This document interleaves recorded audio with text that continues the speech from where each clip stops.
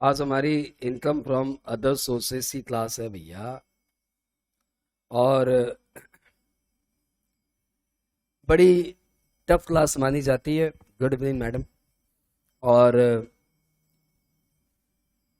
Income from other sources और gift मिला के करना है तो मुझे लगता है 2 घंटे 2.25 घंटे लगने चाहिए। अपने पास तो बहुत टाइम है। एनी हाउ आज आईफॉस और गिफ्ट दोनों करना है, ठीक है।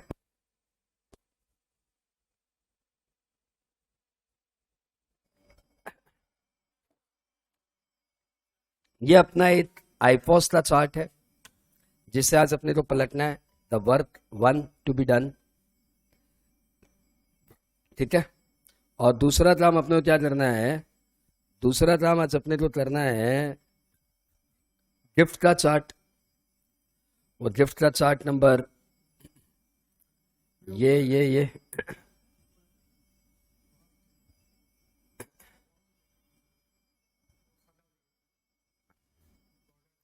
गिफ्ट का चार्ट नंबर 2 वो करना है।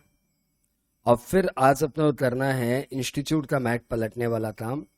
तो सब मिला के 3 काम है जो आज अपने को करने हैं, ठीक है। ये 3 काम होते ही आज अपना सेशन ओवर हो जाएगा। सबसे पहले अपने कौन सा काम कर रहे हैं? सबसे पहले अपने काम करेंगे आज आईफॉस का चार्ट पलटना। 2 मिनट का मुझे और टाइम दो। 2 मिनट के बाद अपने स्टार्ट करते हैं। रुक जाइए।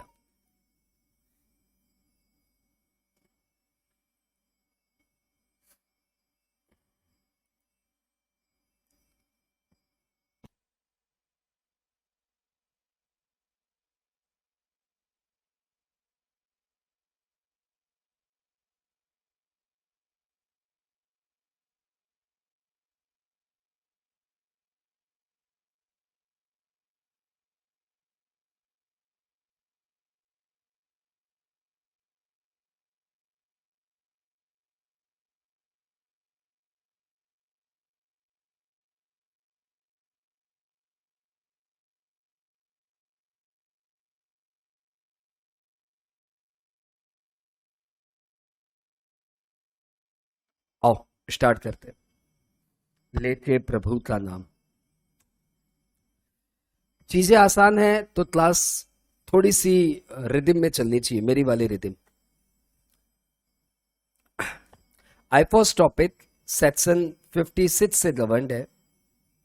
और 56 में बोला हुआ है कि जो इनकम कहीं टैक्सेबल नहीं होती वो इनकम आईफॉस में आती है।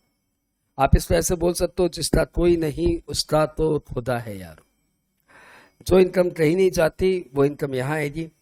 इसमें दिया हुआ है any taxable income which is not specifically falling under any other previous 4 heads, then it shall be taxable under the head income from other sources. और फिर हमने इसके बहुत सारे एग्जाम्पल दे दिए। जैसे हाउस प्रॉपर्टी का रेंट तो इनकम फ्रॉम हाउस प्रॉपर्टी में जाता है, लेकिन लैंड का रेंट आईफॉस में जाता है। सैलरी तो माना सैलरी और पेंशन तो माना सैलरी में जाता है, लेकिन फैमिली पेंशन आईपॉस में जाता है। प्लांट एंड मशीनरी आप लेट आउट करते हो और द बिजनेस आपका रनिंग है, एक रनिंग बिजनेस की प्लांट एंड मशीनरी आप लेट आउट करते हो तो वो पीजीबीपी में जाता है। और plant and machinery business close होने के बाद लेट आउट करते हो तो वो आईपॉस में जाता है। डिविडेंड हमेशा आईपॉस में जाता है, भले ही आपका शेयर का बिजनेस ही क्यों ना हो। Interest on debenture NSC depend करता है, यदि आपके डिवेंचर का ट्रेडिंग का बिजनेस है तो इंटरेस्ट पीजीबीपी में जाएगा, लेकिन यदि इंटरेस्ट ऑन डिवेंचर इन्वेस्टर्स को मिलता है तो वो आईपॉस में जाता है। लॉटरी बेटिंग गैम्बलिंग की इनकम हमेशा आईपॉस में जाएगी। डायरेक्टर फीस हमेशा आईपॉस में जाएगा। डायरेक्टर रेम्यूनरेशन सैलरी में जाएगा। इवैल्यूएशन ऑफ एग्जामिनेशन कॉपी, यदि आप उस स्कूल के एम्प्लॉई हो जिस स्कूल की आप कॉपी चेक कर रहे हो तब तो सैलरी में जाएगा। अदरवाइज जो सीए इंस्टीट्यूट की कॉपी चेक करते हैं और उन्हें जो ऑनोरेरियम मिलता है वो आईफॉस में जाता है। तो ये सब इसके छोटे मोटे एग्जाम्पल्स थे। एग्जाम्पल्स अनलिमिटेड हो सकते हैं। अभी हम लोग बढ़ गए आगे। हाँ ठीक। कहाँ पहुंचे? अब हम लोग आईफॉस के कुछ एस्पेक्ट्स में पहुंचे। उस एस्पेक्ट्स में जाने के पहले मतलब कुछ हेडर्स है आईपॉस के, पेटी हेडर्स, वो देख लो। सबसे पहले आप इसकी चार्जेबिलिटी समझ लीजिए। सेक्शन 145(1) जो कि पीजीबीपी पे भी एप्लीकेबल है, आईपॉस पे भी एप्लीकेबल है, वो सेक्शन बोलता है कि PGBP income and IFOS income is taxable on cash basis और accrual basis depending upon method of accountancy regularly followed. तो यदि आपका अकाउंट कैश बेसिस पे बनता है तो आईपॉस की इनकम कैश बेसिस पे टैक्सेबल है, और यदि आपका अकाउंट्स एक्रूरल बेसिस पे बनता है तो आईपॉस की इनकम एक्रूरल बेसिस पे टैक्सेबल है। आई होप सब साथ में हो। फिर एक छोटे से टॉपिक से स्टार्ट करते हैं। आईपॉस में देखो कई सारे टॉपिक है, जैसे फैमिली पेंशन एक टॉपिक है, जैसे लॉटरी कैजुअल इनकम एक टॉपिक है, जैसे डिविडेंड एक टॉपिक है, जैसे 94 बोनस स्ट्रिपिंग एक टॉपिक है, जैसे डिविडेंड स्ट्रिपिंग एक टॉपिक है, जैसे बॉन्ड वॉशिंग ट्रांजैक्शन एक टॉपिक है, जैसे गिफ्ट एक टॉपिक है। तो देयर आर सेवरल टॉपिक्स, जैसे कंपोजिट रेंट एक टॉपिक है।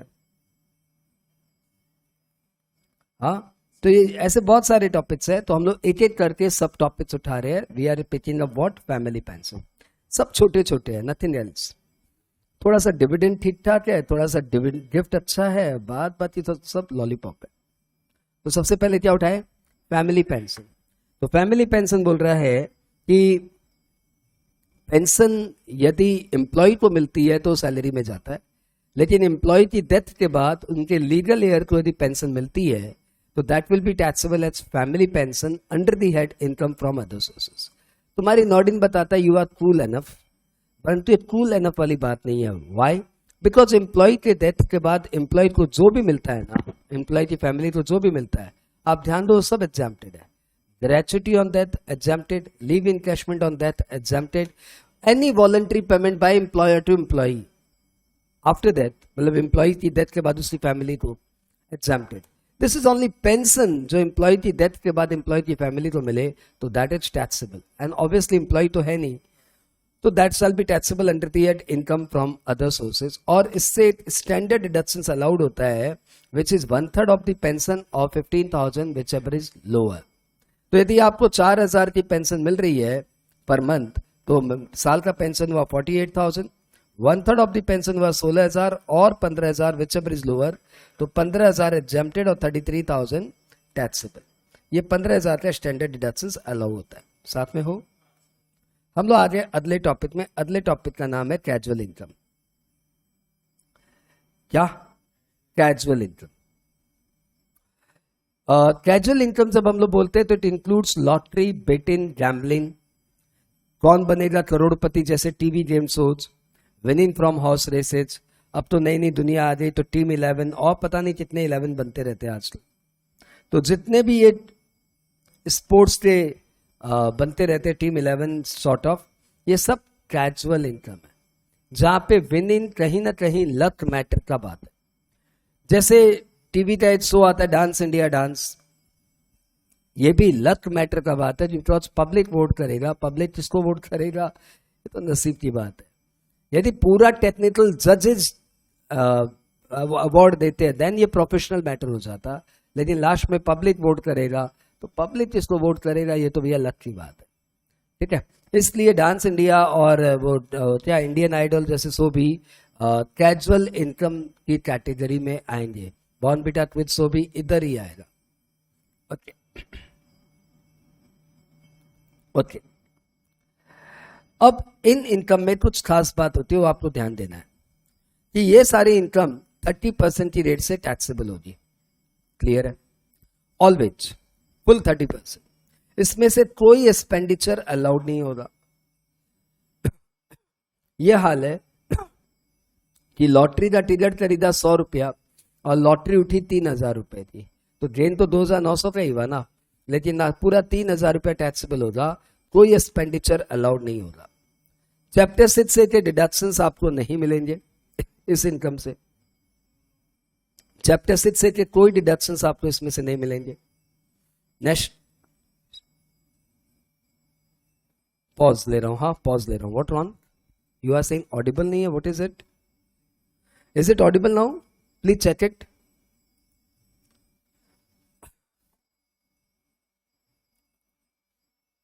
आई रिपीट, साहू जी आपने पहले बोला this is not audible, but I am sure it is audible now, please check it and revert.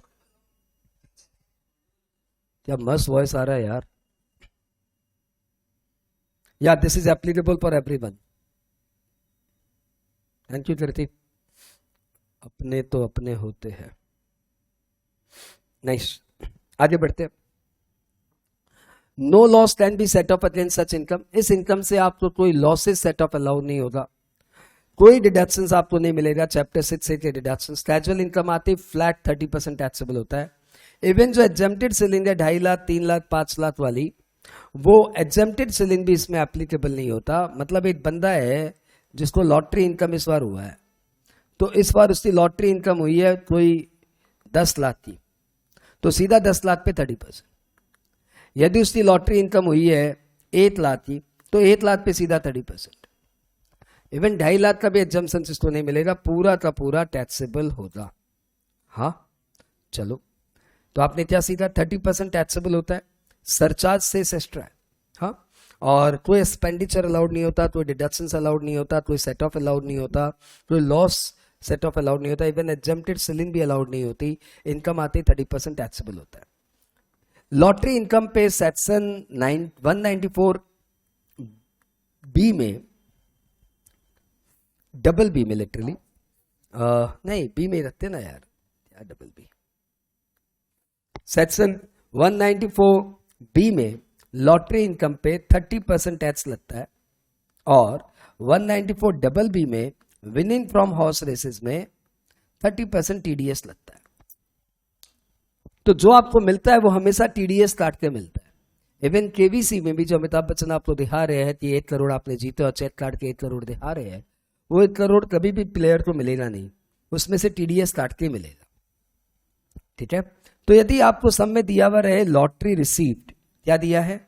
Lottery received, तो आप ये मान के चलिए कि ये जो 8 लाख आपको लॉटरी रिसीव दिखा रहा है, दिस इज आफ्टर टीडीएस। तो आपकी लॉटरी इनकम में से पहले टीडीएस हटेगा तो आएगा लॉटरी रिसीव्ड। तो आपको जो दिया हुआ लॉटरी रिसीव्ड है, तो आपको लॉटरी इनकम अलग से निकालनी पड़ेगी। तो 70% ऑफ लॉटरी इनकम, क्योंकि टीडीएस रेट 30% है ना, अरे टीडीएस रेट 30% है ना, तो 70% of lottery income equal to 1 lakh. तो आपका लॉटरी इनकम हो गया 1 लाख डिवाइडेड बाय 70%, 1,42,000 समथिंग आएगा ये। तो इस तरीके से आपको लॉटरी इनकम निकालनी पड़ेगी यदि आपको सब में लॉटरी रिसीव्ड दिया हुआ है तो। आई होप ये सारा part clear. Students must be clear enough कि विनिंग फ्रॉम हॉर्स रेसेस और activity of owning and maintaining race horses are 2 different thing, both are not same. Winning from horse races casual income है, और activity for owning and maintaining race horses normal income है। Literally वो activity of owning and maintaining race horses, लगता है कि हम लोग घोड़े मतलब परचेज करते हैं, ट्रेन करते हैं, उन्हें रेस में दौड़ाते हैं, और जीतने पे हमें स्टेक मनी मिलता है, प्राइज मनी मिलता है। दिखने में लगता है कि ये पीजीबीपी जैसा है, लेकिन ये टैक्सेबल आईफॉस में होता है। ये भी टैक्सेबल अंडर द हेड आईफॉस होता है, विनिंग फ्रॉम हॉर्स रेसेस भी टैक्सेबल अंडर द हेड आईफॉस होता है। तो स्टूडेंट को लगता है दोनों सेम है, लेकिन ना, winning from horse races casual income है, 30% टैक्स आएगा, कोई सेट ऑफ नहीं मिलेगा। Activity of owning and maintaining race horses normal income from other sources है। यदि इंडिविजुअल है तो स्लैब रेट से टैक्सेबल होगा, और इससे सिर्फ activity of owning and maintaining race horses का लॉस ही सेट ऑफ होता है। इसमें खर्चे वर्चे सब अलाउड होते हैं, और इसके लॉसेस तो if you remember section 74A, तो 4 साल तक कैरी फॉरवर्ड होते हैं। सेट ऑफ चैप्टर में आप कर लेना मेरे से, clear. Activity of owning and maintaining race horses is also taxable under the IFOS, but it is not a casual income, and it is taxable at usual rate. All normal expenditures shall be allowed, and losses are eligible to be carried forward, and losses are eligible to be set off. Casual income का topic grossing up के अलावा और इसमें कुछ नहीं था, क्योंकि और कुछ अलाउड होता ही नहीं है, सीधा 30% टैक्स लगता है। लेटिंग out of plant and machinery यदि है, तो यदि आपका प्लांट एंड मशीनरी बिजनेस से रिलेटेड है तो अलग बात है।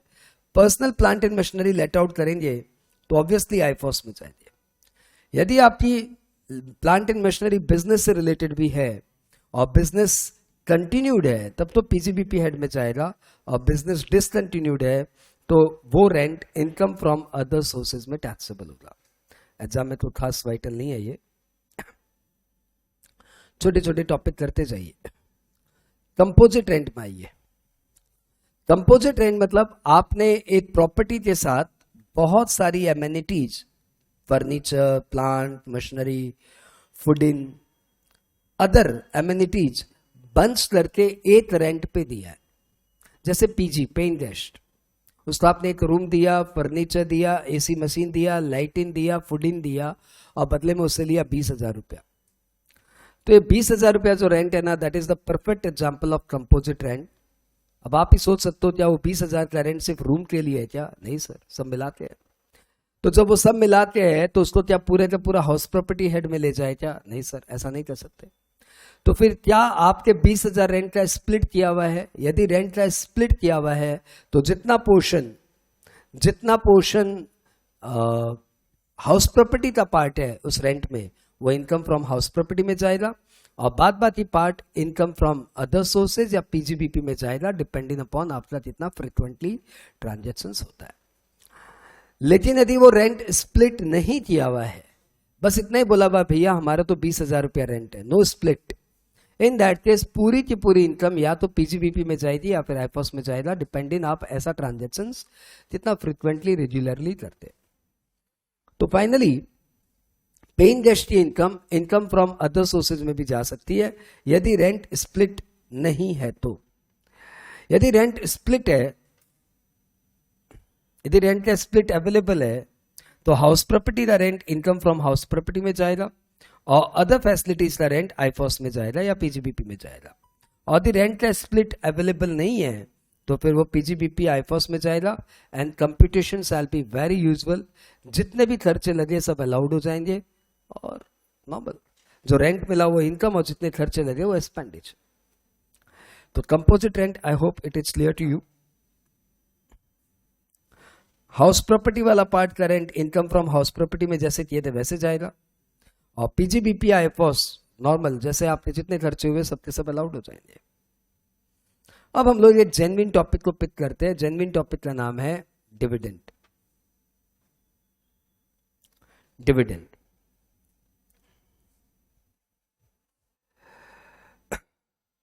Fine. Dividend is defined under section 222, और 222 में जो डेफिनेशन दी हुई है उसको डिविडेंड भी बोल सकते हैं और डीम्ड डिविडेंड भी बोल सकते हैं। डिविडेंड भी बोल सकते हैं और डीम्ड डिविडेंड भी बोल सकते हैं। ठीक है, हम लोग वही करने जा रहे हैं, डिविडेंड की डेफिनेशन। डिविडेंड टॉपिक में हम लोग करते हैं डिविडेंड या डीम्ड डिविडेंड की डेफिनेशन, फिर हम लोग करते हैं टैक्स ट्रीटमेंट ऑफ डिविडेंड। बड़ा वाइटल टॉपिक है, बहुत प्यार से समझना चाहिए हर बच्चे को।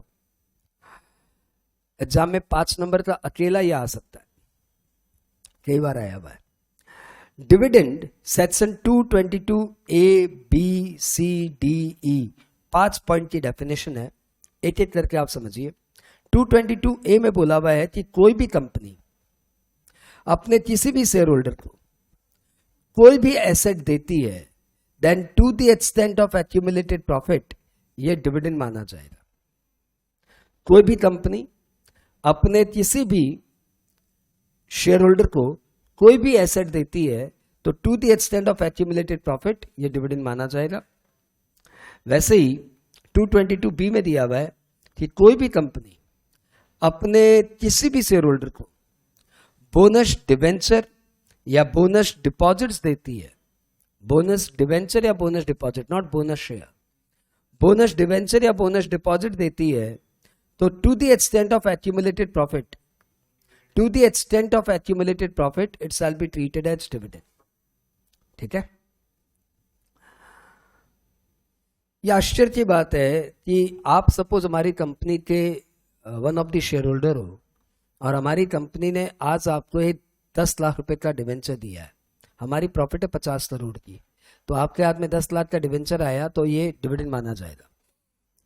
लेकिन ये डिवेंचर तो रिडीम हो रहा 10 साल बाद, अभी तो आपके हाथ में सिर्फ एक डिवेंचर है, वो रिडीम हो रहा 10 साल बाद, पैसे आपके हाथ में 10 साल बाद आए थे, लेकिन डिविडेंड वो आज ही मान लिया जाएगा। बात क्लियर? 222C, कोई भी कंपनी अपने इक्विटी शेयर होल्डर को लिक्विडेशन के समय कोई भी एसेट देती है, then to the extent of accumulated profit it shall be treated as dividend। इस 222C का रेफरेंस मैंने कैपिटल गेन में भी लिया था। ये कोई भी कंपनी अपने इक्विटी शेयर होल्डर को at the time of liquidation जो एसेट देती है, उस एसेट में पहला माना जाता है डिविडेंड, लेकिन डिविडेंड उतना ही माना जाएगा जितना एक्यूमुलेटेड प्रॉफिट है, और एक्यूमुलेटेड प्रॉफिट के ज्यादा ये दे रही है तो बात ये अमाउंट माना जाता है सेल कंसिडरेशन, कैपिटल गेन के लिए। 222D, कोई भी कंपनी अपने इक्विटी शेयर होल्डर का कैपिटल रिडक्शन करती है, रिडक्शन ऑफ इक्विटी कैपिटल करती है, 10 रुपए के शेयर में 2 रुपया capital paid back, reduction of equity capital, तो to the extent of accumulated profit वो भी डिविडेंड माना जाएगा। और सबसे खास 222E में बोला हुआ है कि कोई closely held company, unlisted company आप समझो, कोई भी closely held company, unlisted company या प्राइवेट लिमिटेड कंपनी, कोई भी क्लोजली हेल्ड कंपनी अपने स्पेसिफाइड मेंबर को, स्पेसिफाइड मेंबर मतलब वो मेंबर जिसके पास 10% और मोर वोटिंग पावर है, कि कोई क्लोजली हेल्ड कंपनी अपने स्पेसिफाइड मेंबर को कोई लोन या एडवांस देती है, लोन या एडवांस देती है, तो लोन और एडवांस भी to the extent of accumulated profit dividend माना जाएगा। यानी क्लोजली हेल्ड कंपनी अपने मेंबर को, स्पेसिफाइड मेंबर को लोन नहीं दे सकती, लोन देगी तो उसके हाथ में डिविडेंड मान लिया जाएगा, ठीक है। लेकिन यदि कुछ ऑर्डिनरी कोर्स ऑफ बिजनेस में एडवांस दिया गया तो बात अलग है। जैसे कंपनी के कुछ शेयर होल्डर में एक एम्प्लॉय भी है, सब एम्प्लॉय को एडवांस मिला हुआ है, एडवांस फॉर कार परचेज, उसने भी उठा लिया, तो that is in the ordinary course of business, तो ठीक है, इन दैट केस वो डिविडेंड नहीं माना जाएगा। अब एक बैंकिंग कंपनी है, वो तो दुनिया जन को लोन देती है, तो अपने स्पेसिफाइड मेंबर को भी लोन दे दी, तो क्या वो लोन डिविडेंड माना जाएगा? नहीं माना जाएगा, ठीक है। तो एक बार आप 222A, B, C, D, E मेरे साथ दोबारा बोलिए क्योंकि बहुत वाइटल है। What is dividend or dividend deemed dividend? As per section 222, dividend means number 1, if any company releases any asset among any shareholder, then to the extent of accumulated profit it shall be treated as dividend. If any company issues bonus debenture or bonus deposit to any shareholder, then to the extent of accumulated profit it shall be treated as dividend. 222C, any company releases asset at the time of its liquidation among equity shareholder, then to the extent of accumulated profit it shall be treated as dividend. 222D, any company releases assets on reduction of equity capital, reduction of equity capital, to the extent of accumulated profit it shall be treated as dividend. Last, any closely held company gives loan or advances to its specified member who is holding 10% or more voting power in the company, then such loan to the extent of accumulated profit shall be treated as dividend. However, if the loan has been given in the ordinary course of business, then such loan shall not be treated as dividend. ठीक है, ये आपने dividend की definition याद की, मैं इसको और एक अच्छे तरीके से याद कराता हूं। देखो ABCDE ये यूज किया लॉ ने यूज किया ABCDE, हम लोग भी ABCDE यूज करेंगे। कैसे sir? A for asset release, A for asset release, B for bonus debenture, C for closure of company, D for decrease in capital, E for last वाला बचा E loan दिया, हाँ loan advances closely held company.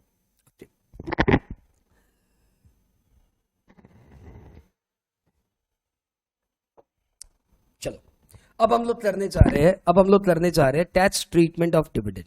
अरे वापस से बोल दो online वालों, A for asset release, B for bonus debenture, C for closely held company, D for decrease in capital, E for closely held A for asset release, B for bonus debenture, C for closure of company, D for decrease in capital and E for loan. So E for loan कैसे हुआ? चुप रहो. Tax treatment of dividend. Tax treatment of dividend ये है कि भैया पहले कोई जमाने में 1034 और 1035 में डिविडेंड इनकम और income from mutual fund exempt होता था, परंतु अब ऐसा नहीं रहा. अब डिविडेंड इनकम और income from mutual fund is taxable income. 1034 1035 removed. और इस इनकम से, डिविडेंड इनकम से आपको कोई एक्सपेंडिचर अलाउड नहीं होगा.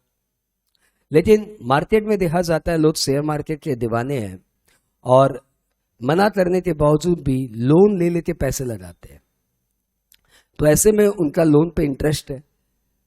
लोन लेके शेयर मार्केट में पैसा लगाया तो लोन पे इंटरेस्ट है और डिविडेंड पे शेयर पे डिविडेंड आया, तो हिसाब से इंटरेस्ट अलाउड हो जाना चाहिए. तो लॉ बोलता है थोड़ा अलाउड करूंगा लेकिन ज्यादा अलाउड नहीं करूंगा. और लॉ ने बोला सिर्फ 20% ऑफ इंटरेस्ट, वापस बोलू, interest shall be allowed to the extent of 20% of dividend. Interest shall be allowed up to 20% of dividend. तो यदि आपका डिविडेंड है 4 लाख का और इंटरेस्ट आपका 8 लाख का, तो इंटरेस्ट 8 लाख अलाउ नहीं होगा, 80,000 ही अलाउड होगा. सो बात इंटरेस्ट डूब गया. सब बात इंटरेस्ट कैरी फॉरवर्ड, नो. अगले साल अलाउ कर देना, नो. बात इंटरेस्ट खत्म. आपका सिर्फ 80,000 ही इंटरेस्ट इस साल अलाउड होगा. और सब बात खर्चे, dividend collection, expenditure, demat account का जो खर्चा हुआ, स्टाफ रहा, वो सब, no other expenditure shall be allowed. From the dividend, no expenditure shall be allowed except one, that is interest. Even interest is allowed to a limited extent, and the limit is 20% of dividend income. Exam में पूछेगा, ठीक है. क्योंकि dividend बहुत popular है, बहुत ज्यादा popular है, जन के अकाउंट में डिविडेंड आता है, तो ध्यान रखना ये. अच्छा, डिविडेंड में भी ग्रॉसिंग अप है. यदि आपको 5,000 से ज्यादा डिविडेंड मिल रहा है तो 10% टीडीएस कट रहा है. तो भैया प्लीज ध्यान रखना, डिविडेंड भी ग्रॉसअप करना रहेगा. यदि आपको समय दे दिया जाए डिविडेंड रिसीव्ड 9 लाख रुपया, तो आप ध्यान रख लेना डिविडेंड इनकम है वो 10 लाख रुपया है. हाँ बोलो, अरे हाँ बोलो. तो जब भी जहां टीडीएस है वहां पे ग्रॉसिंग अप है, बोलने की बात नहीं है. इंटरेस्ट रिसीव भी इंटरेस्ट इनकम में कन्वर्ट करना पड़ेगा. रिसीव्ड और इनकम में आपको डिफरेंस रखना ही पड़ेगा. जहां टीडीएस है वहां ग्रॉसिंग अप है. Since dividend is a popular one, इसलिए ये चीज मैंने आपको बता दिया, ठीक है.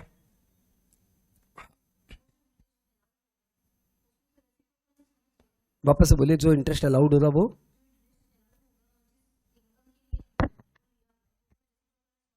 Obviously loan must be taken to purchase share.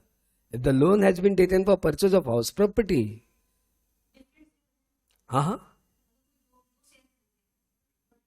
ओ इतना रेसिप्रोकलनेस नहीं देंगे. आपको कैसे मालूम पड़ेगा लोन लेके कौन सा शेयर लिया? हमारे यहाँ एक मैडम है, वो बड़ा ही रेसिप्रोकलनेस लगा रही है. वो बोल रहा है loan taken to purchase share A और dividend received from company B. तो सर क्या करना है? तो मैंने बोला भाई इतना रेसिप्रोकलनेस लगाने मत जाना एग्जाम हॉल में, और प्रैक्टिकली भी मत लगाने जाना. बिंदास, डिविडेंड है, इंटरेस्ट है, बस अलाउड, ठीक है.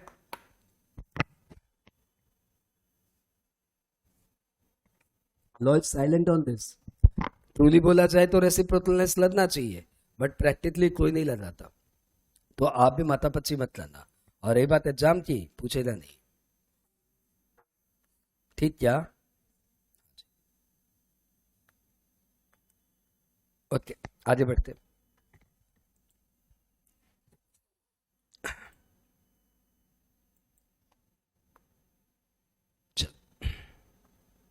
हम लोग टॉपिक में आ गए, अगले टॉपिक में. अगला टॉपिक का नाम है, अरे बोलो क्या, डिविडेंड. सबको क्लियर हो गया क्या?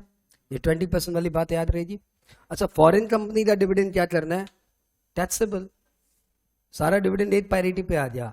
फॉरेन कंपनी का डिविडेंड हो या इंडियन कंपनी का डिविडेंड हो, सब taxable. Income from units taxable, parity of dividend, dividend की पैरिटी पे हो सब. तो इनकम फ्रॉम यूनिट्स हो या डिविडेंड हो या फॉरेन कंपनी डिविडेंड हो या कोऑपरेटिव सोसाइटी डिविडेंड हो, all dividend are at parity now. चलो आगे बढ़े, सब पे एक ही नियम है। हमने आज आते ही सुबह सुबह सेक्शन 56 कर लिया, 56(1) सॉरी, फिर हमने चार्जेबिलिटी कर लिया, फैमिली पेंशन कर ली, letting out of plant and machinery and furniture कर लिया, इधर कैजुअल इनकम कर ली, और अभी जस्ट हमने डिविडेंड कंप्लीट किया, उसके पहले कंपोजिट रेंट फिनिश कर लिए थे। अब हम लोग आ गए इनकम फ्रॉम अदर सोर्सेज के दूसरे एस्पेक्ट में, जिसका नाम है bond washing transaction, dividend stripping, bonus stripping. इन तीनों टॉपिक को मैंने होल्ड कर लिया, नहीं करा रहा हूं। मैं तुम्हारे स्टडी मैट को पलटूंगा, यदि मुझे वहां नजर आ गया तो बता दूंगा, स्टडी मैट में नहीं नजर आया तो I will leave this topic. हाँ, रेयर चांस है कि ये सब पूछेगा। मेरे को लगता है बोनस स्ट्रिपिंग पूछना चाहिए, लेकिन इंस्टीट्यूट के मैट में नहीं है तो बिंदास रहो, नहीं पूछेगा, ठीक है।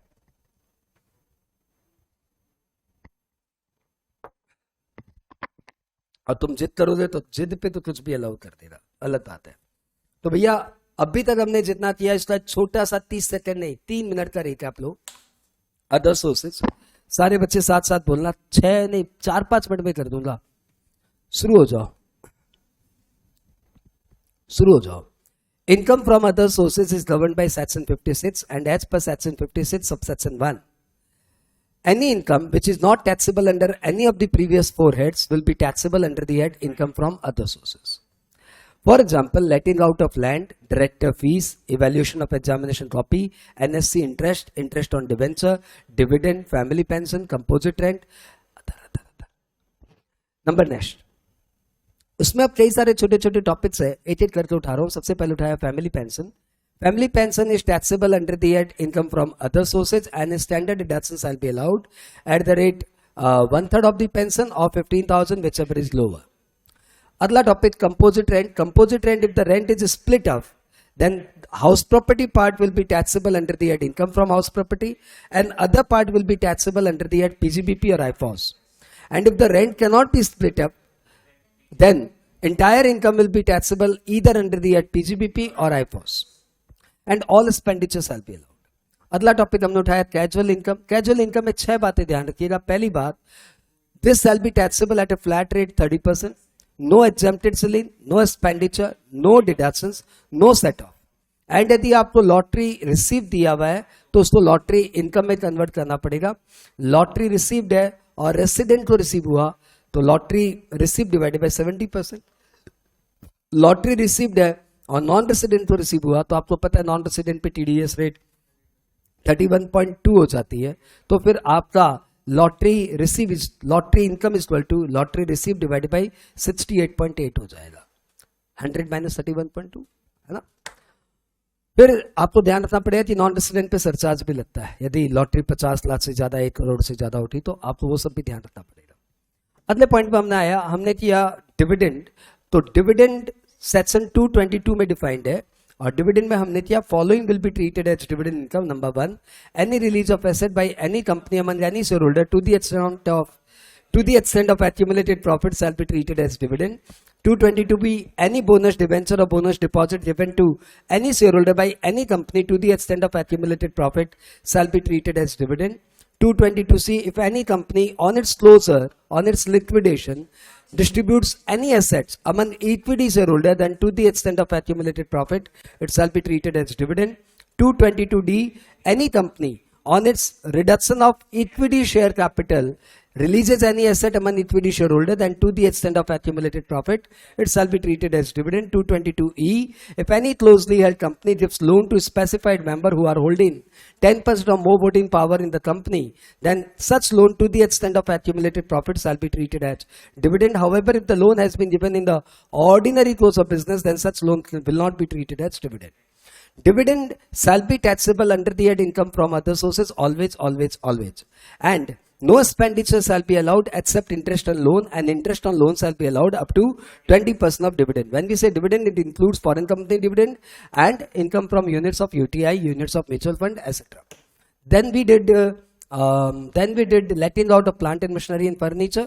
If it is personal plant machinery and furniture, then always income is income from other sources. If it is business plant machinery and furniture, then if the business is continued, it shall be taxable under the head PGBP, and if the business is discontinued, it shall be taxable under the head income from other sources.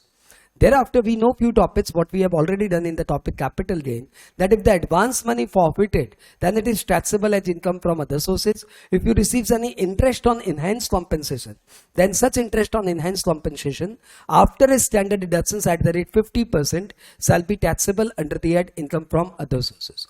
Few more points which are little less relevant. Section 57 expenditure allowed. तो income from other sources earn करने के लिए जितने भी expenditure इनकर हुए, all will be allowed on cash basis or accrual basis depending upon method of accountancy regularly followed. Section 58 expenditure disallowed, then casual income से कोई भी expenditure allowed नहीं होता. 58 में भी वही बात बोली हुई है जो पीजीबीपी के सेक्शन 40A में बोला हुआ है.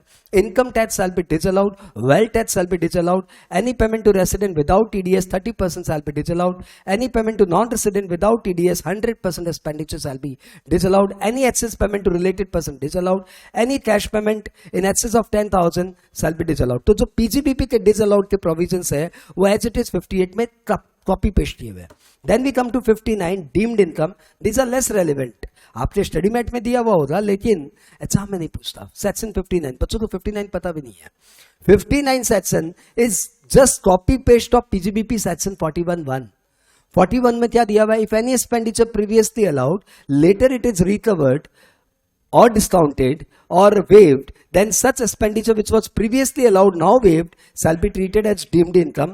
सेम टॉपिक 59 में दिया हुआ है इनकम फ्रॉम अदर सोर्सेज में कि income from other sources compute करते समय यदि पहले कोई एक्सपेंडिचर अलाउ हो गया था, अब वो एक्सपेंडिचर रिकवर हो गया या वेव्ड हो गया या डिस्काउंट कर दिया गया, तो वो डिस्काउंट, वो वेवर, वो reduction shall be treated as income from other sources as per section 59. ये सब टॉपिक के बाद अब इकलौता टॉपिक बचता है गिफ्ट. ठीक है, खुश हो? देख भाई, स्पीड तो जेन्युइनली वही होनी चाहिए थी रिकैप की, बट यू नो तुम लोग बहुत प्यारे हो इसलिए इस स्पीड से नहीं पढ़ा रहा हूं. ये स्पीड हिप्नोटाइज की स्पीड है, सुनने में बहुत मजा आता है, आप अंदर नहीं जाते.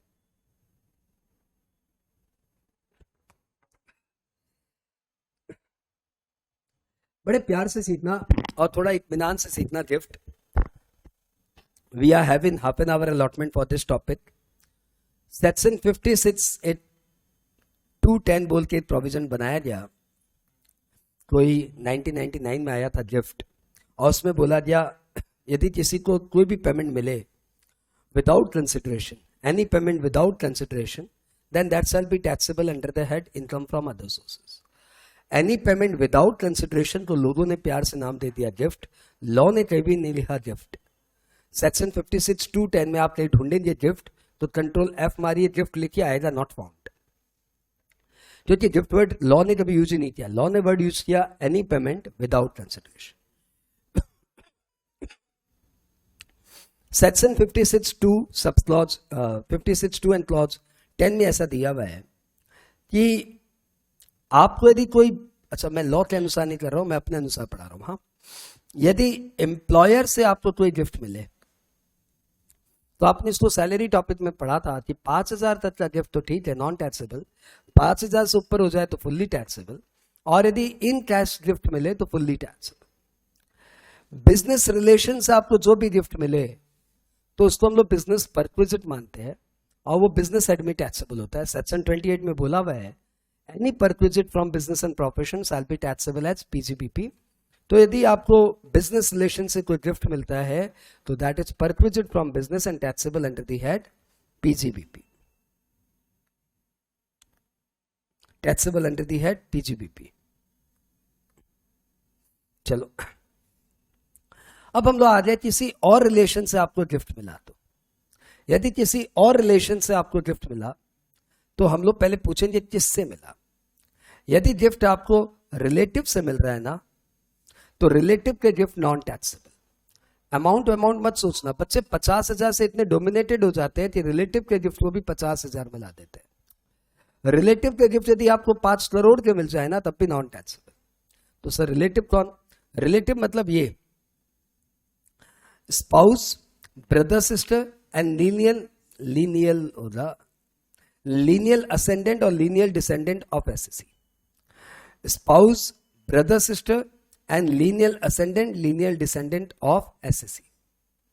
ठीक है, ये हो जाए एसएससी के रिलेटिव। एसएससी के रिलेटिव है।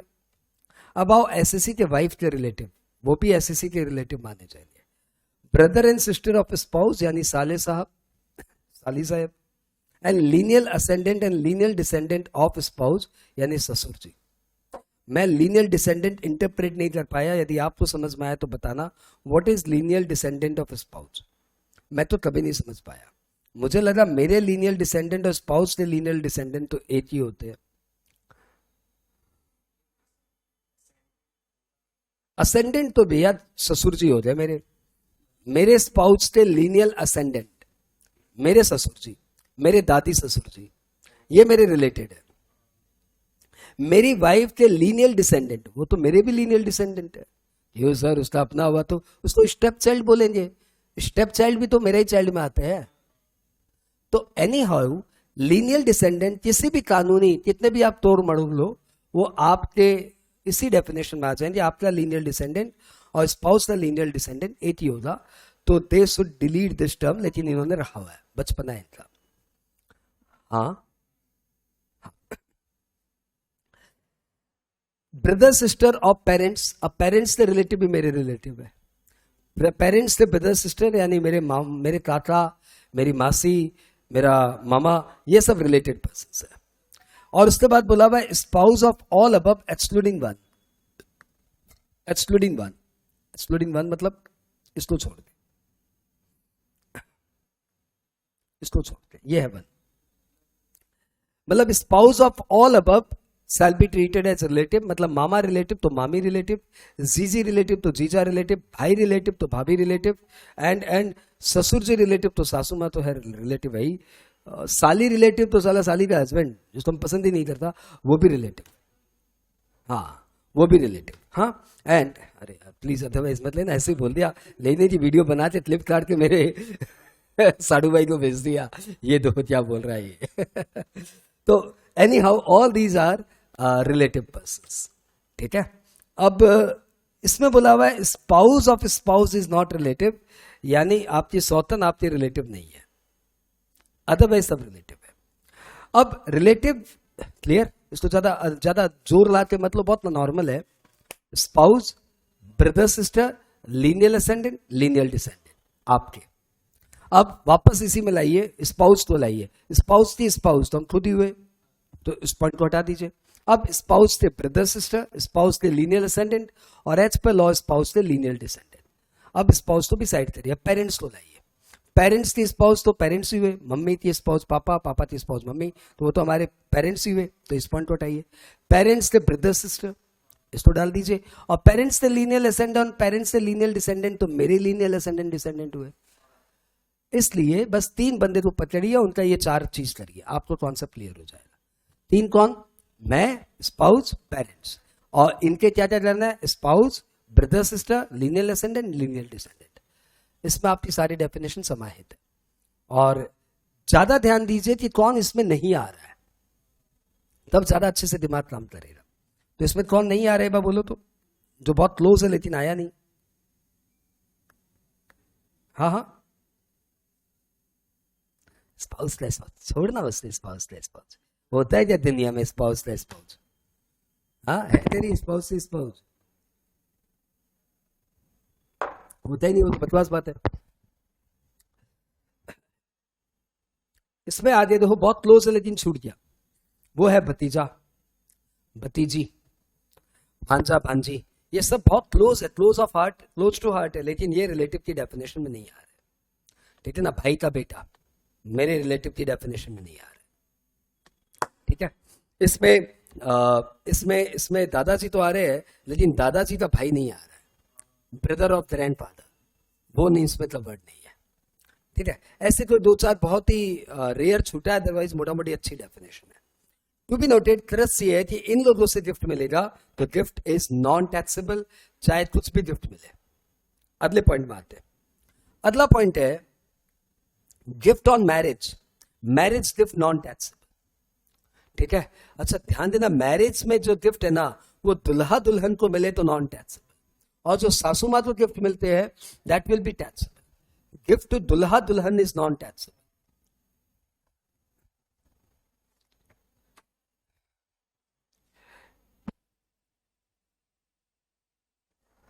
तो गिफ्ट टू दुल्हा दुल्हन इज नॉन टैक्सेबल, और marriage gift is non taxable. तो जरूरी नहीं है कि मैरिज डे के दिन गिफ्ट मिलना चाहिए, मैरिज से किसी ओकेजन पे भी गिफ्ट मिला तो नॉन टैक्सेबल। बात क्लियर? कुछ भी दहेज इज नॉन टैक्सेबल, तुम जो सुनना चाह रहे वही बोल देता है। ये हर आदमी की शादी के समय अच्छी खासी प्लानिंग है, और हर आदमी अपनी शादी करते समय भी थोड़ा सा भी टैक्स को लेकर अवेयर है तो अपनी फाइल को अच्छा खासा जम करा देता है, 50-60 लाख से ऊपर ले जाता है। ठीक है, 20-1 लाख तो सब ले जाते हैं। ठीक, अगले पॉइंट में है गिफ्ट वाया विल और gift in contemplation of death is non taxable. मरता हुआ आदमी आपको गिफ्ट दे तो non taxable. Gift from local authority और charitable trust non taxable. Local authority, municipality या चैरिटेबल ट्रस्ट किसी को भी कोई भी पेमेंट मतलब कुछ देता है तो लिटरली वो डोनेशन है, उनका डोनेशन है, तो उस डोनेशन पे हम लोग कोई टैक्स वैक्स नहीं लाना चाह रहे। आई रिपीट, चैरिटेबल ट्रस्ट ने देखा कि किसी एरिया में बाढ़ आ गई तो उन्होंने सब लोगों को वहां पे वापस से अपना घर बनाने के लिए 20-20 हजार रुपया दे दिया। तो चैरिटेबल ट्रस्ट ने जो पेमेंट किया दैट इज विदाउट कंसिडरेशन। हाँ, लेकिन रेसिपिएंट का हाथ में टैक्सेबल नहीं होगा। जी सर 50,000 से कम है, अरे नहीं, क्योंकि चैरिटेबल ट्रस्ट ने दिया। तो चैरिटेबल ट्रस्ट या लोकल अथॉरिटी किसी को कोई भी रीजन पे कुछ देती है तो नॉन टैक्सेबल। एक बच्चा पढ़ाई के लिए चैरिटेबल ट्रस्ट के पास गया, उसको कोई एमबीए की क्लासेस करनी थी, 6 लाख रुपए का खर्चा था, चैरिटेबल ट्रस्ट ने उसका पूरा स्पॉन्सरशिप करा दिया, तो 6 लाख रुपया चैरिटेबल ट्रस्ट ने एक बच्चे को दिया without any consideration. This is non taxable. ठीक है, तो सर यहाँ पे लोकल अथॉरिटी और चैरिटेबल ट्रस्ट क्यों लिखा, सेंट्रल गवर्नमेंट और स्टेट गवर्नमेंट क्यों नहीं लिखा?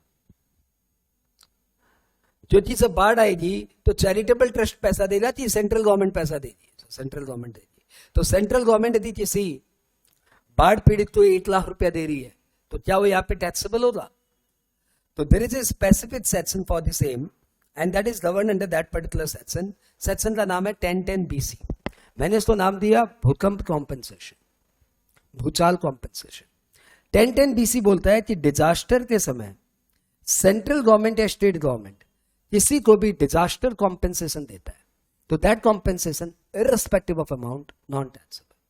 तो भूकंप पीड़ितों को, बाढ़ पीड़ितों को, या किसी युद्ध के पीड़ितों को, या किसी राइट के पीड़ितों को, या फिर किसी एक्सीडेंट के पीड़ितों को हमारी सेंट्रल गवर्नमेंट, हमारी स्टेट गवर्नमेंट कोई भी रुपया दे, 3 करोड़, 5 करोड़, 15 करोड़, कुछ भी रुपया दे, non taxable under section 1010 BC। BC मतलब भूचाल कॉम्पेंसेशन, 1010 याद रहेगा।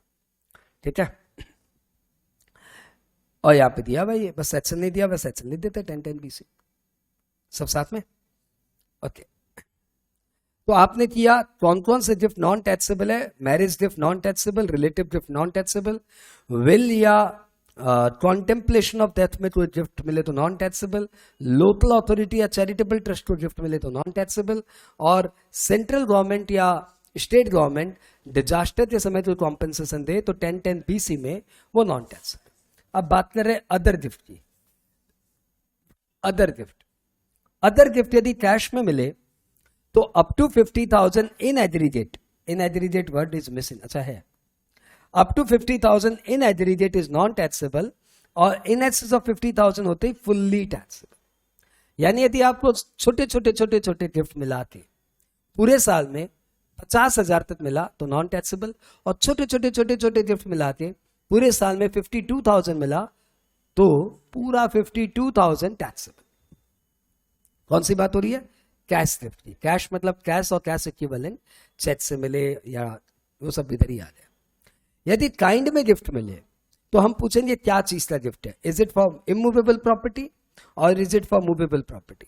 तो आपने बोला सर मूवेबल प्रॉपर्टी का। तो मूवेबल प्रॉपर्टी का गिफ्ट या डीम्ड गिफ्ट मिले तो that will be treated as under यदि मूवेबल प्रॉपर्टी का जैस का गिफ्ट मिले, जैस मतलब jewellery, artistic work, shares and securities, तो मूवेबल प्रॉपर्टी का जैस का गिफ्ट मिले तो टैक्सेबिलिटी की लायबिलिटी अराइज होती है। लेकिन मूवेबल प्रॉपर्टी में और कोई गिफ्ट मिले, कार, मोबाइल, फर्नीचर भी या कुछ भी मिले, नॉन टैक्स। तो यदि आपका फ्रेंड आपको कोई 25 लाख की कार गिफ्ट कर दे तो दैट इज नॉन टैक्स। यदि आपका फ्रेंड आपको 1 लाख रुपए की ज्वेलरी दे दे, दैट इज टैक्सेबल, क्योंकि jewellery, artistic work, shares and securities taxable. ठीक है। जैकलीन फर्नांडिस को किसी फ्रेंड ने उसके कोई 2 करोड़ की पेंटिंग गिफ्ट कर दी और मैडम अभी वो भोग रही है। हाँ, उस करोड़ के पेंटिंग के गिफ्ट में सी इज फॉलिंग, ये मनी लॉन्ड्रिंग के केस में फंस गई है। तो पेंटिंग या आर्टिस्टिक वर्क होते बड़े खतरनाक है, ये मिलते ही हमारे इनकम टैक्स डिपार्टमेंट सतर्क हो जाता है। ठीक है। प्रिंटिंग के जमाने में इतनी बड़ी पेंटिंग का खर्चा। एनीहाउ, तो जैस का गिफ्ट मिला तो टैक्सेबिलिटी की बात आती है, और कोई गिफ्ट मिला तो नॉन टैक्सेबल। और जैस के गिफ्ट में भी 50,000 का गिफ्ट इन एग्रीगेट एग्जेम्प्टेड है, और यदि इन एग्रीगेट गिफ्ट 50,000 से ज्यादा हुआ then it shall be fully taxable. ये हुई बात प्योर गिफ्ट की। अब हम लोग बात करने जा रहे हैं डीम्ड गिफ्ट की। किसकी बात हो रही है? गिफ्ट ऑफ मूवेबल प्रॉपर्टी, और मूवेबल प्रॉपर्टी में जैस, और जैस में बात हो रही है डीम्ड गिफ्ट की। यदि जैस में आपको डीम्ड गिफ्ट मिलता है तो पहले तो आप समझो ये डीम्ड गिफ्ट होता है। गिफ्ट के प्रोविजन लाने के 2 साल बाद गवर्नमेंट को रियलाइज हुआ कि लोग आजकल एक दूसरे को गिफ्ट नहीं देते बल्कि एक दूसरे को बेच देते। जैसे 1 लाख की ज्वेलरी मुझे तुम्हें गिफ्ट देनी है तो मैं तुम्हें गिफ्ट नहीं करूंगा, मैं तुम्हें 1 लाख की ज्वेलरी 1,000 में बेच दूंगा। और जब डिपार्टमेंट आएगा तो मैंने बोला किसने दिया गिफ्ट? मैंने तो गिफ्ट नहीं दिया, हम बेच दिया। तो लॉ को समझ में आ जाए ये तो गड़बड़ हो रही है। तो लॉ ने किया कि यदि कोई भी चीज, कोई भी जैस आप फेयर मार्केट वैल्यू से कम में बेचते हो तो फिर वो गिफ्ट। यदि कोई भी चीज आपको फेयर मार्केट वैल्यू से कम में परचेज प्राइस में मिल जाती है तो दैट इज गिफ्ट। और यदि वो डीम्ड गिफ्ट का अमाउंट इन एग्रीगेट 50,000 से ऊपर है तो फिर पूरा का पूरा deemed gift will be taxable. यानी सपोज बॉस ने आपके फ्रेंड ने आपको एक 50 लाख की कार, फ्रेंड ने आपको 50 लाख की कार 2 लाख में बेच दी, जिसकी फेयर मार्केट वैल्यू है 50 लाख, वो कार आपको 2 लाख में मिल गई परचेज, तो क्या 48 लाख आपके हाथ में डीम्ड गिफ्ट माना जाएगा? आंसर इज नो, क्योंकि कार है। लेकिन यदि कार की जगह ज्वेलरी कर दूं, और 50 लाख की ज्वेलरी आपको 2 लाख में मिल जाए तो क्या 48 लाख आपके हाथ में गिफ्ट है? Answer is yes. और 50,000 की ज्वेलरी की जगह 50,000 की ज्वेलरी कर दूं, 50,000 की ज्वेलरी आपको 2,00,000 में मिल जाए तो क्या 48,000 गिफ्ट है? आंसर इज गिफ्ट तो है लेकिन एग्जेम्प्टेड है, क्योंकि 50,000 तक का डीम्ड गिफ्ट एग्जेम्प्ट होता है इन एग्रीगेट। सब साथ में। अब आ जाए अपने इमूवेबल प्रॉपर्टी में। इमूवेबल प्रॉपर्टी में यदि आपको कोई गिफ्ट मिलता है ना तो थोड़ा सा अंतर है, ज्यादा अंतर नहीं है। इमूवेबल प्रॉपर्टी का कोई भी गिफ्ट इंडिविजुअली 50,000 तक एग्जेम्प्टेड है। वहां पे क्या था? इन एग्रीगेट 50,000 तक एग्जेम्प्टेड है, यहां पे इंडिविजुअली 50,000 तक एग्जेम्प्टेड है। तो यदि आपको प्लॉट ऑफ लैंड को 28,000 का दे दे, नॉन टैक्सेबल, तो आपके 4 फ्रेंड ने आपको 28,000 का प्लॉट ऑफ लैंड गिफ्ट किया, तो टोटल मिला के आपके पास गिफ्ट आ जाए 1,08,000 का, लेकिन नॉन टैक्सेबल, क्योंकि 50,000 का एग्जेम्पशन इंडिविजुअली एप्लीकेबल है। The word aggregate is missing in their. वैसे ही इमूवेबल प्रॉपर्टी यदि आपको डीम्ड गिफ्ट मिल जाती है, डीम्ड गिफ्ट, तो इसमें भी इंडिविजुअली 50,000 तक एग्जेम्प्टेड है। और डीम्ड गिफ्ट निकालने के लिए हम लोग फेयर मार्केट वैल्यू नहीं देते, डीम्ड गिफ्ट निकालने के लिए इमूवेबल प्रॉपर्टी में हम लोग स्टैम्प ड्यूटी वैल्यू देते हैं।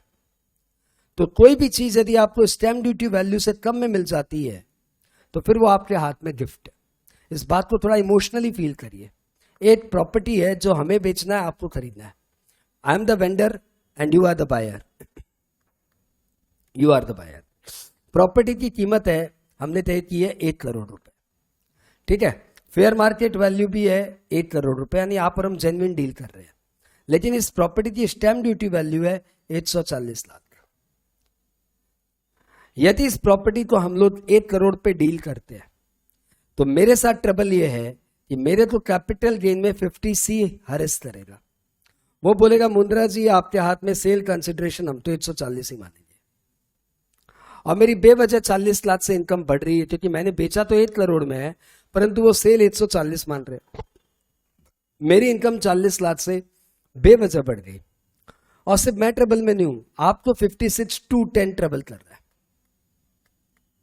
आपने तो प्रॉपर्टी जेन्युइनली 1 करोड़ में खरीदी है, फेयर मार्केट वैल्यू 1 करोड़ आपने खरीदी भी 1 करोड़ में है, लेकिन लॉ आपको बोलेगा भाई आपकी स्टैम्प ड्यूटी वैल्यू 140 है, आपको 1 करोड़ में मिल गई तो 40 लाख आपका डीम्ड गिफ्ट। यानी आपने कोई इकोनॉमिक्स में पढ़ा होगा kink demand curve. Fair market value से आप आगे पीछे काम नहीं कर सकते, आपको स्टैम्प ड्यूटी वैल्यू पे ही काम करना पड़ेगा। All transaction need to happen at stamp duty value. उसके ऊपर भी नहीं जाना, नीचे भी मत जाना, तो फायदा नहीं है। तो जब भी हम लोग इमूवेबल प्रॉपर्टी की डील करते हैं तो सिर्फ स्टैम्प ड्यूटी वैल्यू पे डील करते हैं।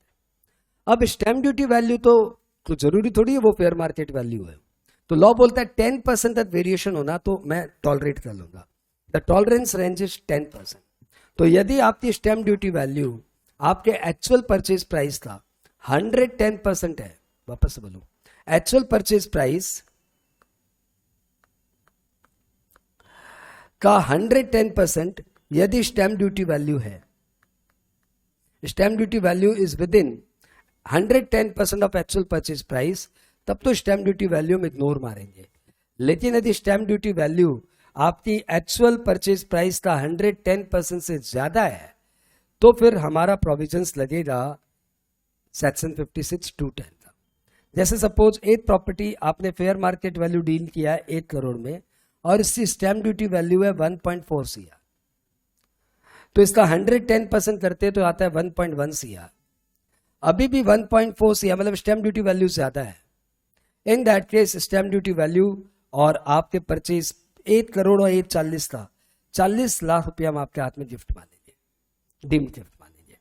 और यदि आपकी प्रॉपर्टी की फेयर मार्केट वैल्यू है 1 CR और इसकी स्टैम्प ड्यूटी वैल्यू है 1.08 CR, तो लॉ बोलता है फिर कोई डीम्ड गिफ्ट नहीं है, क्योंकि 10% तो हमारा टॉलरेंस रेंज है। 10% तो हमारा टॉलरेंस रेंज है, हम लोग यहाँ पे कुछ नहीं करेंगे। 10% से ज्यादा हुआ stamp duty value, then only will consider. ठीक है, सबको क्लियर?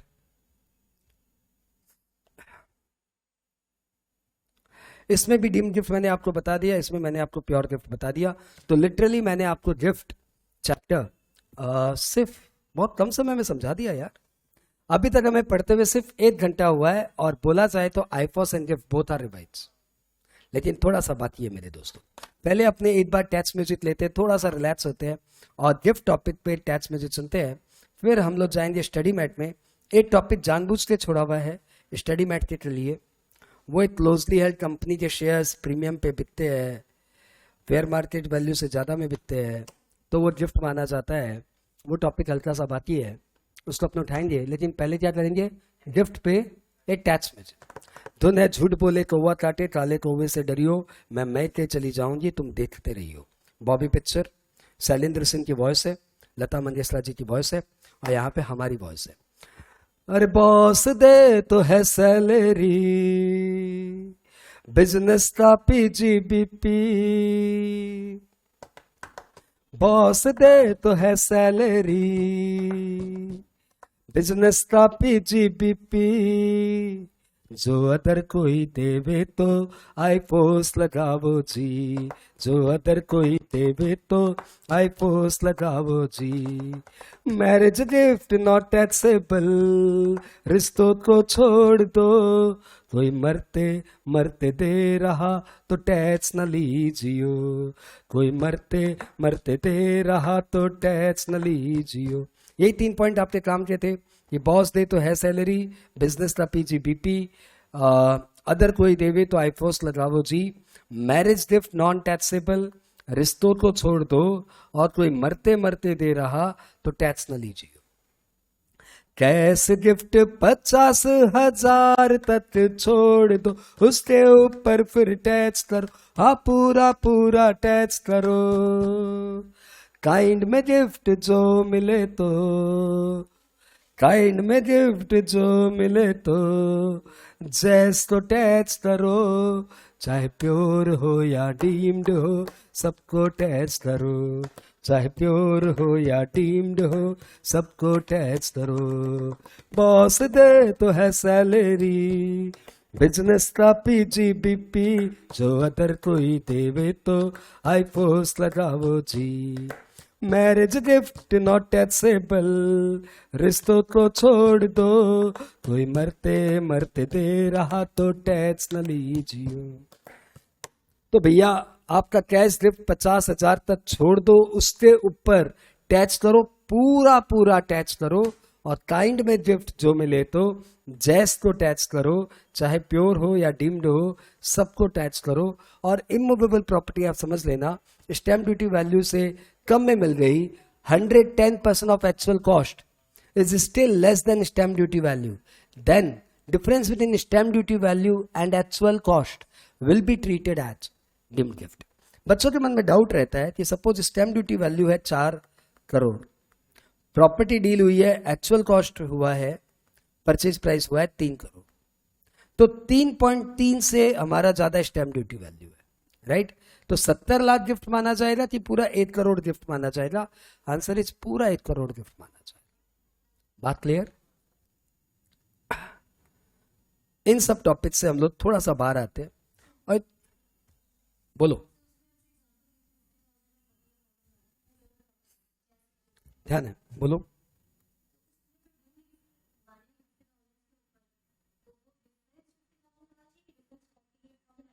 मैं आपको एग्जाम्पल वापस से दे दूं, आपको याद आ जाएगा। मैंने एग्जाम्पल दिया था कि सपोज आपकी प्रॉपर्टी है कोई 5 लाख की, और स्टैम्प ड्यूटी वैल्यू है सपोज मूवेबल जैस, तो ज्वेलरी की बात कर लेते हैं। यदि आपका ज्वेलरी है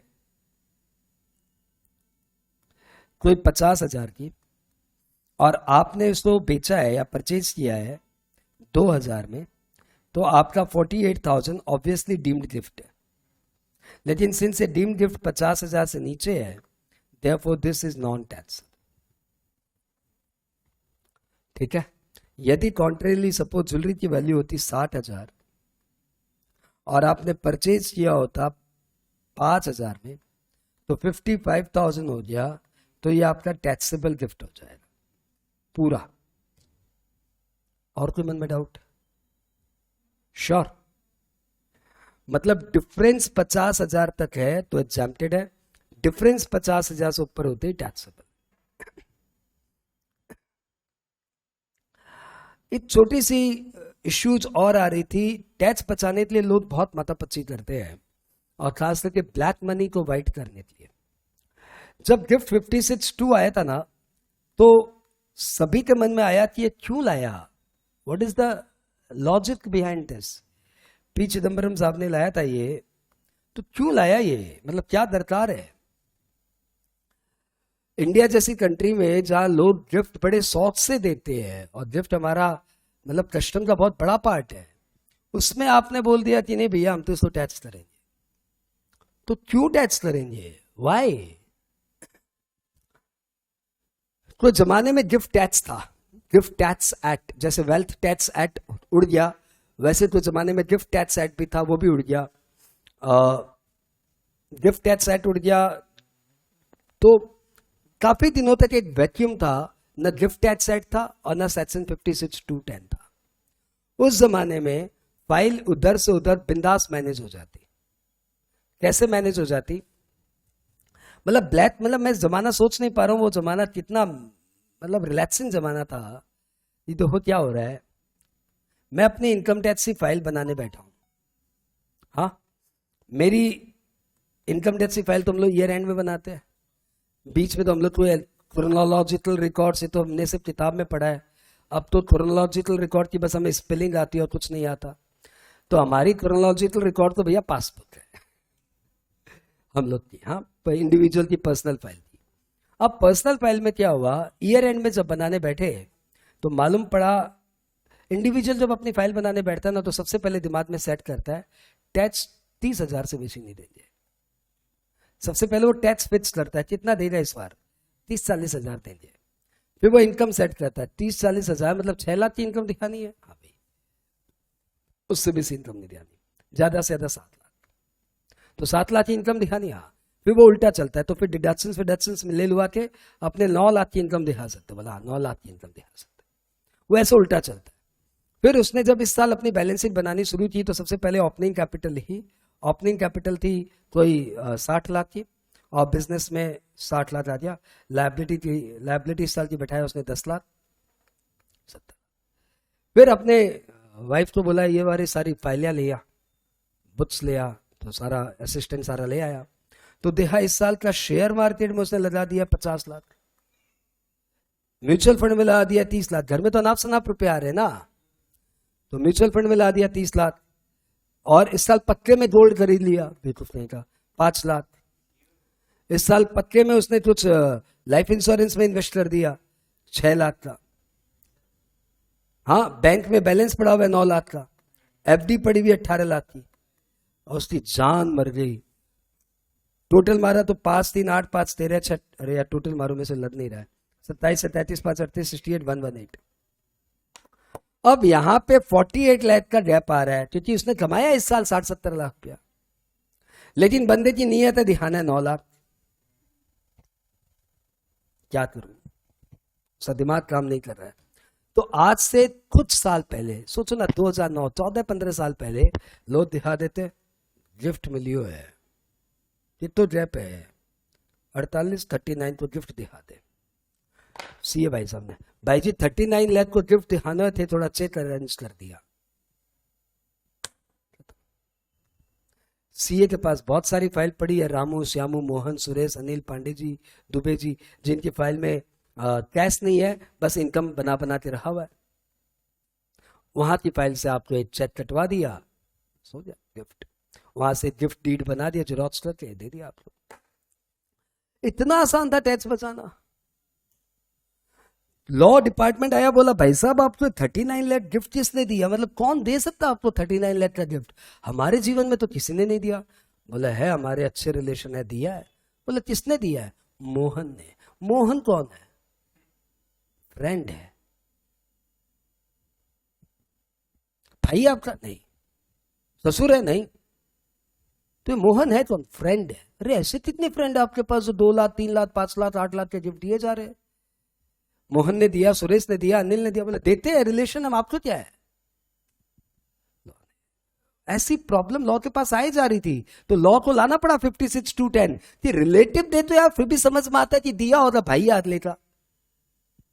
हाँ, मुकेश ने भी तो अनिल को दिया है करोड़ों का गिफ्ट, भाई ये दे सकता है, लेकिन ये फ्रेंड, अच्छा देता होगा बर्थडे में, देता होगा बर्थडे में 50,000 तक का हटा, बात ही इस बात का। तो लॉ ने इसको बड़ी रैशनैलिटी के साथ रहा कि दोस्त इंडिया की शादियों में लंबा चौड़ा गिफ्ट आता है, ससुर जी देते हैं, फलाने देते हैं, सब देते हैं, तो मैरिज के बाद नहीं छेड़ते, बहुत भयंकर सेंटिमेंट का मामला हो जाएगा, बवाल हो जाएगा। मोदी सरकार का इस समय नजर नहीं पड़ा है, नहीं तो सबसे पहले यहां से मैरिज वर्ड हटाएगा, सबसे पहले हटाएगा। अभी उस बस यहाँ पे नजर ही नहीं पड़ा है, उसी टीम ने उसको बताया नहीं है, क्योंकि मैरिज में गिफ्ट कौन देगा, ससुर जी देंगे, और ससुर जी तो ऐसे भी रिलेटिव है, दो ना, कौन टैक्स कर रहा है। हाँ, और मैरिज की गिफ्ट की लिमिट 50,000 की हटा दे, 5 लाख कर दो, और क्या है। 5 लाख से बेसी तुमको कितने लिफाफे मिलेंगे भाई। हाँ, खैर मोदी की नजर नहीं पड़ी, हे भगवान दया दृष्टि रखना। और तो गिफ्ट जितने भी मिले, मैरिज गिफ्ट मिले तो नॉन टैक्सेबल, रिलेटिव से मिले तो नॉन टैक्सेबल। और कोई क्यों देगा? विल से दिया तो लगता है इमोशनल या जेन्युइन आदमी, मरते हुए झूठ थोड़ी बोलता है। विल से दिया तो छोड़ दिया, बात ये सारे गिफ्ट में 50,000 तक छोड़ दिया, 50,000 से ऊपर होते ही पूरा टैक्स कर दिया। अब लोग ने देखा कि भैया कैश तो ऐसे अरेंज नहीं कर सकते, तो लोग दिखाने लग गए ये ज्वेलरी मेरे को मेरी वाइफ ने, मतलब मेरे दोस्त ने गिफ्ट किया। तो बोला नहीं, ज्वेलरी विलरी, artistic work, shares and securities, ये सब आपको आपके दोस्त गिफ्ट करेंगे तो अब भी टैक्स करेंगे। बाकी लोगों का कल्चर होता है मोबाइल दे दिया, ठीक है, that will B exempted. Car तक को एग्जेम्प्ट कर दिया लेकिन बात तो टैक्स कर दिया। बात क्लियर? तो वाई 56(2)(10) मैंने आपको बताया, और व्हाट इज 56(2)(10) मैंने आपको बताया। अब हम लोग 56(2)(10) के बाहर जा रहे हैं दूसरे बात में।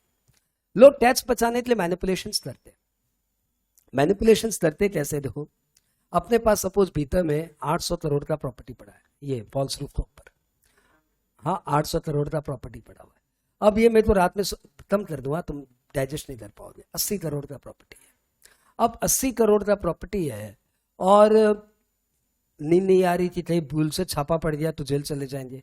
हाँ, बंगाल के तो पीछे पड़ा है मोदी, आए दिन छापा पड़ रहा है। तो मेरे को लग रहा है कि मेरा भी नंबर आ सकता है, मेरे को नींद नहीं आ रही है, तो मैं क्या करूं? मैंने सीए को बोला भाई कुछ उपाय कर। तो मेरे सीए ने बोला हो जाएगा सर, कोई टेंशन नहीं है। सीए लोग के पास खासियत क्या होती है? उनके पास हजारों फाइल्स होती है, वो हर एक आदमी की फाइल बना लेते। अपने घर में जो सी डोमेस्टिक सर्वेंट है ना, गंगू भाई, उसका भी, डोमेस्टिक सर्वेंट गंगू भाई नहीं था, डोमेस्टिक सर्वेंट कोई और नाम ले लो, डोमेस्टिक सर्वेंट जो है ना उसकी भी फाइल है, उसकी शांति भाई, अरे क्या नाम दिया, शांति भाई का भी उसके पास फाइल है। शांति भाई, माली रामू चाचा, माली चाचा, सबका उसके पास फाइल है। और हर एक की फाइल में वो 25-30 लाख रुपया इनकम दिखाते रहता है। बड़ी शिद्दत से शांति भाई का रिटर्न हर साल भरता है, हर साल उसमें 4-5 लाख की इनकम दिखाता है, राइबेट क्लेम करता है, नो टैक्स, और फाइल बनाते रहता है। 5-5 लाख की वो शांति भाई की फाइल 10 साल से मेंटेन कर रहा है, तो 50 लाख की शांति भाई की फाइल की इनकम है। और ऐसे उसके पास शांति भाई, रामू चाचा, मोहन, सुरेश, अनिल कितने हैं। तो जब सीए को बोला गया कि सीए भाई तुम मेरा थोड़ा सा कर दो, बोला हो जाएगा सर। सीए ने क्या किया, मेरे नाम पे कंपनी बनाई, Sanjay private limited. What I mean to say, unlisted company बनाई। अनलिस्टेड कंपनी में उसने शेयर होल्डर दिखा दिया, रामू, सुरेश, मोहन, शांति भाई, माली चाचा, सब नाम दिखा दिया, ठीक है, माली चाचा, ये सब का नाम दिखा दिया। और इन सब के नाम से यहाँ पे 50-50 लाख रुपए डाल दिए। कंपनी ने क्या किया? कंपनी ने शेयर इशू किया, शेयर एट प्रीमियम। 10 रुपए का शेयर है, 1000 रुपए में इशू किया, और इन सबको शेयर होल्डर बना दिया कंपनी का। और सारे पैसे, मतलब सारी की फाइल यहाँ पे ला दिया, और सारा पैसा यहां से खोद के बैंक में डाल दिया। यहां से सारे पैसे निकाल के बैंक में डाल दिया। बोला ये पैसा ये रामू का, ये पैसा ये शांति भाई का, ये पैसा ये मोहन का, ये पैसा ये सुरेश का। बंडल बना के शांति, मोहन, सुरेश, गंगू भाई सबके नाम पे फाइल डालता गया। और इस तरीके से उसने यहाँ पे 18 करोड़ की फाइल दिखा दिया। लॉ ने बोला यार ये तो कंपनी बनाना तो बहुत भयंकर धंधा हो गया। तो लॉ ने एक प्रोविजन डाला कि ये अनलिस्टेड कंपनी, मतलब ऐसी थोड़ा सा गड़बड़ है इसमें।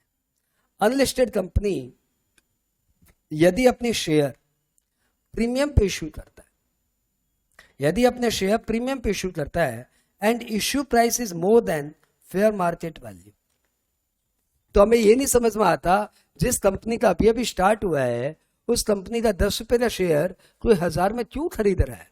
बोला खरीद रहे आपको क्या है, ठीक है कोई बात नहीं।